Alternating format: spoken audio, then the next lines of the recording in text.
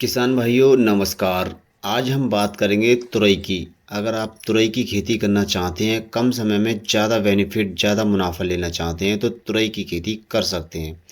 तुरई की खेती बहुत ही कम समय में तैयार हो जाती है और ये लगभग सभी मौसम में हो जाती है और ठंडी के मौसम में ये कम होती है।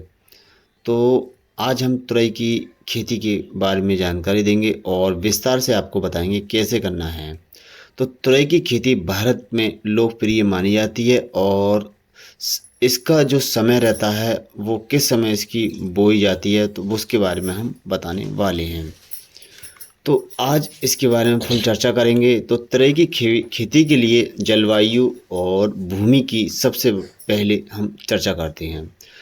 तुरई की खेती गर्म और अर्ध जलवायु में अच्छी होती है, यानी कि अगर हम 20 से और 30 तक तापमान रहना चाहिए, तभी ये अच्छे से तुरई का उत्पादन आपको देखने को मिलेगा। अगर 20-25 डिग्री सेल्सियस रहता है तापमान, तब अच्छे से ये उगती है और फूल फल अच्छे से देती है। ठंड रहता है 10 से नीचे रहता है तो ये तुरई नहीं होगी। तो इतना टेम्परेचर आपको देखना पड़ेगा। ज़्यादा ठंड या पाला में तुरई की फसल नष्ट हो जाती है, फूल और फल बनना बंद हो जाता है। तो ये बात आपको ध्यान में रखनी है। भूमि तुरई के लिए दोमट मिट्टी हो तो बहुत ही अच्छा है और पीएचपी मान 6.0 और 7.5 से बीच होना चाहिए।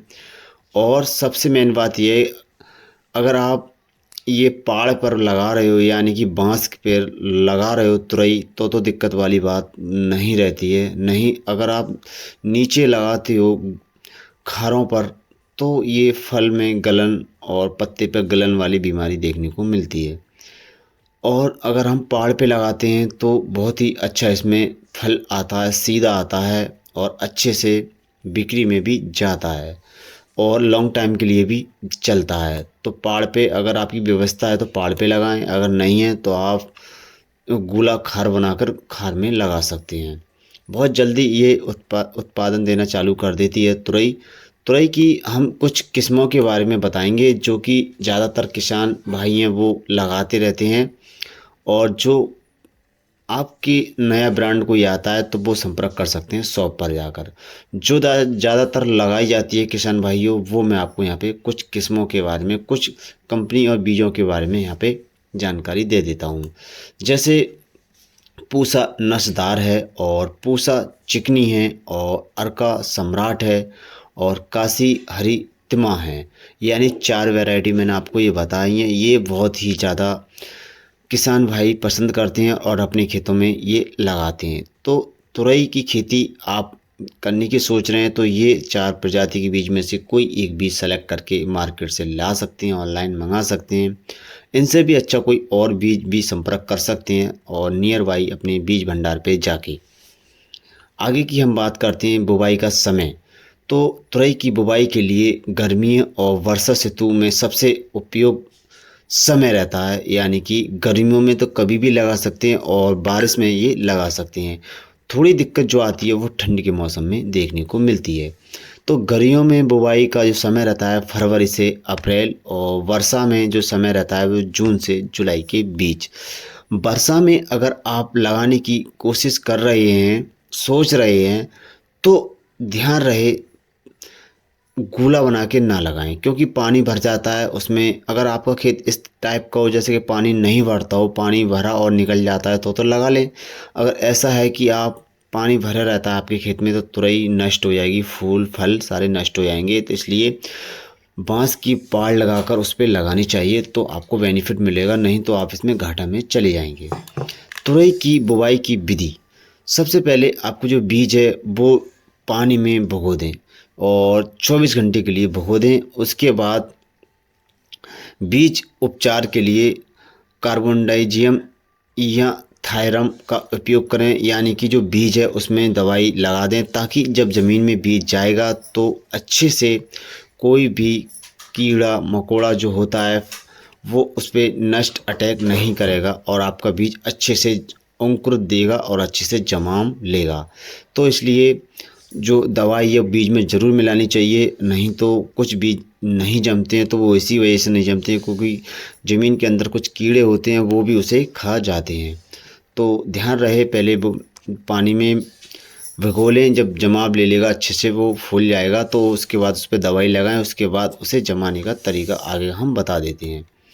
बुवाई का जो तरीका रहता है, खेत में 2-3 बार जुताई का मिट्टी में भुरभुरी बना लें, यानी कि बढ़िया से मिट्टी कर लें और मेड़ बनाकर आप या तो जो खार बनाते हैं उस पर गाड़ें। खार नहीं बना रहे हैं तो उस हिसाब से आप यहाँ पे बांस बल्ली के हिसाब से अपना स्ट्रक्चर बना लें, तो उस हिसाब से यहाँ पे गाड़ सकते हैं। तो आप देख लें आपको जैसा सूटेबल लगता है अपने अनुसार। कुछ किसान भाई ऐसे होते हैं जो हम लगाना चाहते हैं बांस पर, तो वो लॉन्ग टाइम तक चलता है। उसमें क्या दो फ़ायदा और मिल जाते हैं, जैसे जब तुरई ख़त्म होती है, तुरई के साथ हम खीरा भी लगा सकते हैं, टमाटर भी लगा सकते हैं, उसी पाड़ पर हमारा काम हो जाता है, अलग से लगाने की आवश्यकता नहीं होती है।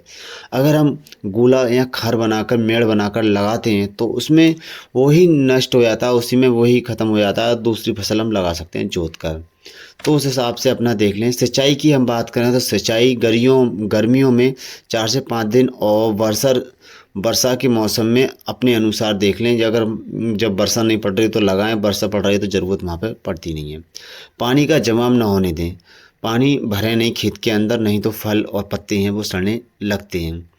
और यहाँ पे और जानकारी मैं आपको बता देता हूँ, खाद और उर्वरक की अगर हम बात करें तो बुवाई से पहले खेत में गोबर की खाद ज़रूर डाल दें और हो सके तो एनपी का भी इस्तेमाल यहाँ पे कर सकते हैं। फसल के बढ़ते समय में 20 से 25 दिन के अंतराल पर उर्वरक डाल दें ताकि जल्दी से जल्दी बढ़ जाए और आपको फल देने लग जाए।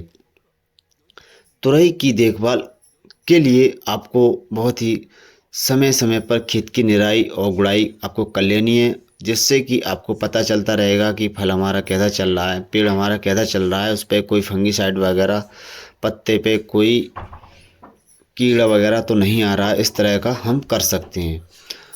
तो इसके लिए मैं आपको फफूंदी वाली जो बीमारी आती है तुरई में, उसका हम ज़्यादा से ज़्यादा ध्यान रखेंगे। और एक मक्खी आती है लाल और काले कलर का, भौरा भौरा होता है वो, जैसे ही अगर हमारी तुरई की फल पर बैठेगा तो उसे काना कर देता है।